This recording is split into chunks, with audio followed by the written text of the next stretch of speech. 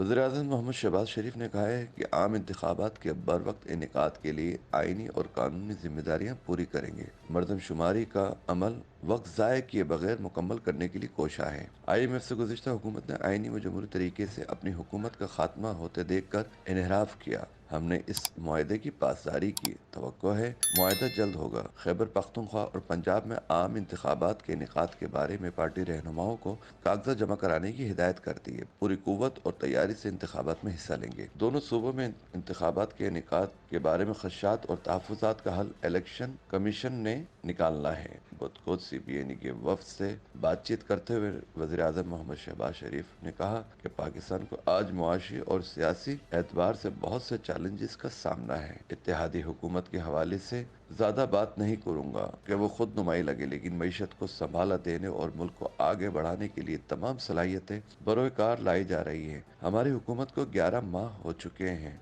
मुआशी एतबार से गुज़िश्ता दौर हुकूमत से चले आ रहे पाकिस्तान दिवालियापन के खौफ से निकल चुका है। IMF से गुज़िश्ता हुकूमत ने मुआहदा किया और जब जनवरी फरवरी में इन्हें इल्म हुआ कि इसके खिलाफ आईनी और कानूनी तरीके से इन्हें हटाया जा रहा है, तो अपने ही मुआहदे से इनहराफ किया। ये कोई निजी मुआहदा नहीं था, बल्कि पाकिस्तान की रियासत का IMF के साथ मुआहदा था। मजीद वीडियोस देखने के लिए हमारी वीडियो को लाइक करें, सब्सक्राइब करें और बेल आइकन को जरूर क्लिक करें ताकि आने वाली वीडियो आप तक बआसानी पहुंच सके।